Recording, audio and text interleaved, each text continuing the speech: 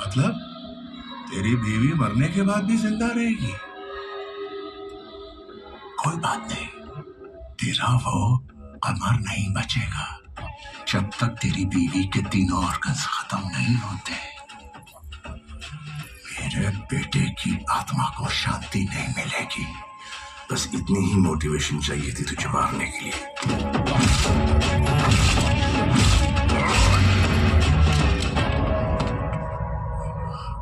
इतनी पॉपुलैरिटी तो है, पीएम सीएम का पता नहीं, एमएलए एमपी तो बन ही जाऊंगा, but I am not interested. मेरा फील नहीं है, फील बनाने पर मजबूर मत करो।